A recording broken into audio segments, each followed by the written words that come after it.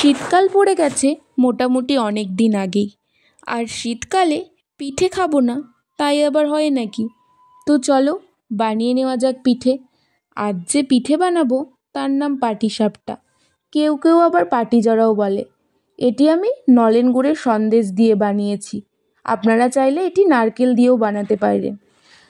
তো পাটিসাপটা বানানোর জন্যে প্রথমে আমি নলেন গুড়ের সন্দেশ নিয়েছি আর নিয়েছি সুজিটিকে 10 মিনিট যাবৎ ভিজিয়ে রেখেছিলাম।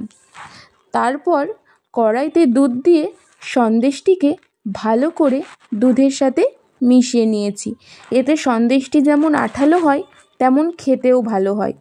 এরপর একটা বাটিতে ব্যাটার বানানোর জন্যে চালের গুঁড়ো, ময়দা আর আগে থেকে ভিজিয়ে রাখা সুজি আর দুধ দিয়ে ভিজিয়ে রাখা চিনি মিশিয়ে ভালো করে ব্যাটারটা বানিয়ে নেব। এরপর কড়াইতে ব্যাটার দিয়ে ভালো করে ব্যাটারটা ছাড়িয়ে নেব। আমি এখানে কাঁঠালের পাতা ব্যবহার করেছি ব্যাটারটি ছাড়ানোর জন্যে।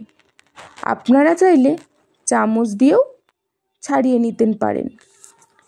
এভাবে ছাড়িয়ে নিলে কড়াইতে লেগে থাকবে না, সহজেই ছেড়ে যাবে।